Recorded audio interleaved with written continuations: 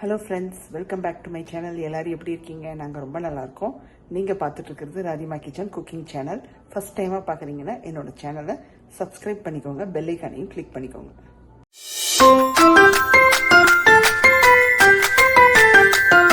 நம்ம சேனலில் என்ன ரெசிபி பார்க்க போறீங்கன்னா இட்லி பொடி ரெசிபி தாங்க பார்க்க போறீங்க.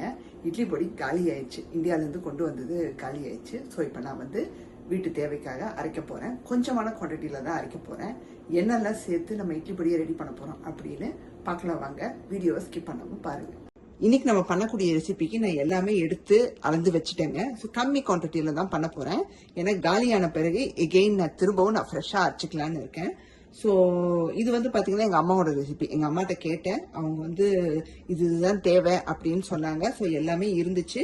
எள்ளு மட்டும் பார்த்தீங்கன்னா எனக்கு கருப்பு எள்ளு எங்கிட்ட இல்லை, வெள்ளை எள்ளு இருக்கு. அதை வச்சு தான் பண்ண போறேன். எங்கள் அம்மா கருப்பு எள்ளு இருந்தால் ரொம்ப நல்லா இருக்கும்னாங்க. நீங்கள் கருப்பு எள்ளு யூஸ் பண்ணிக்கோங்க. இதுக்கு பதிலாக நான் வெள்ளை எள்ளு தான் இருக்கு. ஸோ இதை வச்சு தான் நான் இன்னைக்கு பண்ண போறேன். ஸோ என்னென்ன மெஷர்மெண்ட்ல எடுத்திருக்கேன் அப்படின்னு பார்த்தீங்கன்னா, உளுந்து 1/2 கப்புக்கு எடுத்திருக்கேன், கடலைப்பருப்பு 1/4 கப்புக்கு எடுத்திருக்கேன், மிளகாய் காரத்துக்கு ஏற்ப உங்க மிளகாய் எந்த அளவுக்கு காரம் கொடுக்குமோ அதுக்கான அளவு பார்த்து எடுத்துக்கோங்க. நான் ஒரு 5 மிளகாய் எடுத்திருக்கேன். அதுக்கப்புறம் எள்ளு பாத்தீங்கன்னா 1 டேபிள் ஸ்பூனுக்கு எடுத்து வச்சுக்கணும். அதுக்கப்புறம் என்ன தேவைன்னு பாத்தீங்கன்னா 1 கைக்கு கருவேப்பிலை, அப்புறம் பெருங்காயம் கொஞ்சம், கல்லுப்பு கொஞ்சம் எடுத்து வச்சிருக்கேன். ஸோ கருவேப்பிலை பாத்தீங்கன்னா நீங்க இன்னும் 2 கை கூட சேர்த்துக்கலாம். பட் இங்க விலை அதிகம், அதனால நான் 1 கைக்கு மட்டும் எடுத்து நல்லா வாஷ் பண்ணிட்டு ஈரத்தை எல்லாத்தையும் எடுத்து வச்சிருக்கேன். சுத்தமா ஈரம் இருக்கக்கூடாதுங்க. ஃபேன்ல காய வச்சாலும் சரி, ஒரு துணியில தொடச்சுக்கிட்டாலும் சரி, நல்லா இந்த மாதிரி ட்ரையா எடுத்து வச்சுக்கோங்க. இப்ப எல்லாத்தையுமே ஒன்னொன்னா நம்ம வறுக்க போறோம். பொறுமையா எல்லாத்தையும் வறுத்து அதுக்கப்புறமா நம்ம பொடி பண்ணி எடுக்க போறோம். வாங்க பார்க்கலாம். நான் பாத்தீங்கன்னா இரும்பு கல்ல தான் எடுத்து வச்சிருக்கேன். இதுல தான் நான் பண்ண போறேன். நீங்க ஃப்ரை பேனோ இல்ல எந்த பேன் வேணுமோ அதை யூஸ் பண்ணிக்கோங்க. ஸோ இது டக்குன்னு சூடாயிரும். இப்ப இதில் முதல்ல சேர்க்கக்கூடியது உளுந்து. ஸோ பொறுமையா நம்ம வறுக்கணுங்க. அந்த உளுந்து கடலைப்பருப்பு ஆகட்டும் கரிஞ்சிடக்கூடாது. நல்லா அழகா அது ரோஸ்ட் ஆகணும். ஸ்லோ ஃபிளேம்ல வச்சுக்கோங்க. ஸோ நான் பாத்தீங்கன்னா ஸ்லோ ஃபிளேம்ல தான் வச்சிருக்கேன். ஏன்னா பொறுமையா வறுக்கணும். பாத்தீங்கன்னா லைட்டா கலர் வந்திருக்கு, நல்லா ரோஸ்ட் ஆன கலரு. இன்னும் கொஞ்சம் ஆகணும். ஏன்னா எல்லாமே நல்லா செவந்துருச்சு. இப்ப நான் அப்படியே ஒரு பிளேட்டுக்கு மாத்திர போறேன். கடலைப்பருப்பை சேர்த்துக்கலாங்க. ஸோ உளுந்து மாதிரியே கடலைப்பருப்பையும் நல்லா வறுத்துக்கலாங்க. கண்டினியூஸா உங்களுக்கு ஹீட் இருந்துட்டே இருக்கிறதுனால உங்களுக்கு இதுவும் ஆயிரும். பாத்தீங்கன்னா கடலைப்பருப்பும் நல்லா வறுபட்டுக்கிட்டு இருக்கு. பாத்தீங்கன்னா கடலைப்பருப்பும் நல்லா செவந்துருச்சு. இப்ப எடுத்துடலாங்க. எள்ளை சேர்த்துக்கலாங்க. எள்ளு உங்களுக்கே தெரியும், அந்த சூட்ல பட்டதுமே வெடிக்கும். ஸோ அது நல்லா பொரிய விட்டுக்கலாம். நான் சொன்ன மாதிரி நீங்க கருப்பு எள்ளு யூஸ் பண்ணிக்கோங்க, அது ரொம்ப நல்லா இருக்கும்.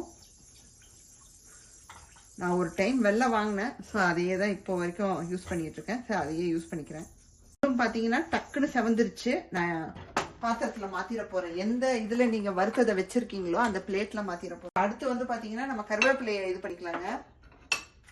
ஏன்னா கடைசியா நம்ம மிளகாயை போட்டுக்கலாம். மிளகாய் சேர்க்கும் போது நம்ம கொஞ்சம் எண்ணெய் விடுவோம். இல்லை ஈரம் இல்லாம எடுத்து வச்சுக்கோங்க. இன்னும் கூட நீங்க நிறைய சேர்த்துக்கலாம். நான் இந்த அளவுக்கு மட்டும் சேர்க்கிறேன். கருவேப்பிலை ரெடி ஆயிடுச்சுங்க, மாத்திரலாம். ஒரே ஒரு டிராப் நல்லெண்ணெய் சேர்க்கிறேன், ரொம்ப தேவைப்படாது.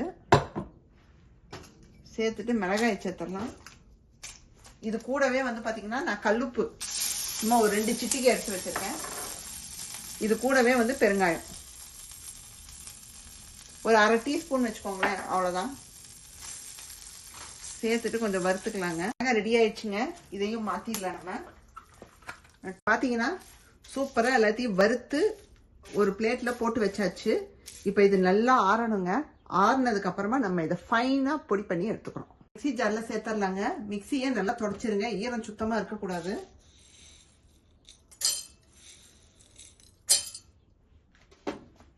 சேர்க்கிறேன். பாத்தீங்கன்னா இந்த அளவுக்கு ஆயிருக்கு. இன்னும் கொஞ்சம் ஆகணும். ஸோ இந்த சைட்ஸ் எல்லாம் நல்லா புஷ் பண்ணி விட்டு இன்னும் கொஞ்சம் பொடி பண்ணிக்கலாம். பாத்தீங்கன்னா சூப்பரா ரெடி ஆயிடுச்சுங்க. நான் எடுத்து நாக்கில் வச்சு பார்த்தேன், நல்லா காரமா சூப்பரா இருக்கு. அதே சமயம் அரைச்ச விதம் கரெக்டா இருக்குங்க. இதுக்கு மேல இன்னும் அரைக்க தேவையில்லைன்னு நினைக்கிறேன். கையில எடுத்து காமிச்சிடுறேங்க. அந்த பதம் இப்படி எடுத்தோம்னா பாருங்க, நல்லா இருக்கு, கரெக்டா இருக்கு. நமக்கு தேவையான பதத்துக்கு வந்துருச்சு. ரொம்ப குறை குறைன்னு அரைச்சிடாதீங்க. எல்லாமே வந்து நல்லா தூளாக இருக்கணும், அவ்வளோதான். இப்போ இதை ஒரு பிளேட்டில் கொட்டி நல்லா ஆற வச்சுட்டு அதுக்கப்புறமா ஒரு கண்டெய்னரில் ஸ்டோர் பண்ணி வச்சுக்கிறோம். பாருங்கள், சூப்பராக இட்லி பொடி ரெடி ஆயிடுச்சுங்க. நான் வந்து பிளேட்டில் கொட்டி இப்போ ஆற வச்சுக்கிட்டு இருக்கேன். நான் போட்ட மிளகாகட்டும் அந்த உப்பாகட்டும் எல்லாமே கரெக்டாக இருக்குங்க. தோராயமாக போட்டேன், பட் பர்ஃபெக்டாக இருக்குது. எதுவுமே பத்தலை அப்படிங்கிற மாதிரியே கிடையாது, எல்லாம் கரெக்டாக இருக்குது. நல்லெண்ணெய் ஊற்றி இட்லியோ தோசைக்கோ தொட்டுக்கிட்டோம்னா சூப்பராக இருக்குங்க. ஸோ இந்த மாதிரி ஒரு இட்லி பொடி நீங்களும் ட்ரை பண்ணது இல்லைன்னா கண்டிப்பாக ட்ரை பண்ணி பாருங்கள். என்னோட சேனலில் நான் போடுற வீடியோஸ் எல்லாம் உங்களுக்கு பிடிச்சிருந்தா மறக்காமல் ராதிமா கிச்சனை லைக், ஷேர் அண்ட் சப்ஸ்கிரைப் பண்ணிடுங்க. பெல் ஐக்கானையும் கிளிக் பண்ணிடுங்க. உங்களை வேறொரு வீடியோவில் சந்திக்கிறேன். Bye, see you soon.